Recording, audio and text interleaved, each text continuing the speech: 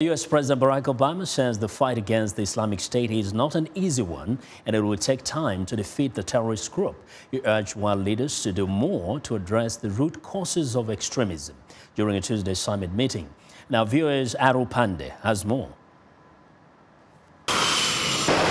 Against a backdrop of continued U.S.-led coalition airstrikes on Islamic State targets, President Obama convened a UN summit highlighting the successes and the setbacks in the long-term campaign against the militant group.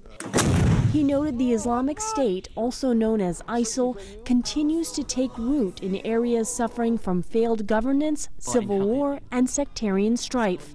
As a consequence of the vacuum that exists in many of these areas, ISIL has been able to dig in. They've shown themselves to be resilient, and they are very effective through social media. To battle the extremist group in Syria, Obama on Tuesday repeated his call for a political transition away from Syrian President Bashar al-Assad. In Syria, as I said yesterday, defeating ISIL requires, I believe, a new leader and an inclusive government that unites the Syrian people in the fight against terrorist groups. This is going to be a complex process. The president again said the United States is willing to work with countries like Iran and Russia to ensure a political transition and the defeat of the Islamic State. Analyst David Gardenstein-Ross describes the situation as increasingly complicated. The U.S. is leading the air campaign.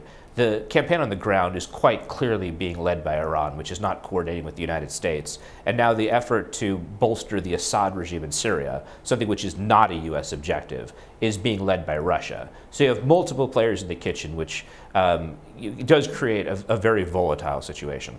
Obama ended his remarks at the Leaders' Summit to counter ISIL and violent extremism with a call for nations to build, quote, true partnerships with Muslim communities based on trust and cooperation to prevent people from becoming radicalized. Pande, VOA News, the United Nations.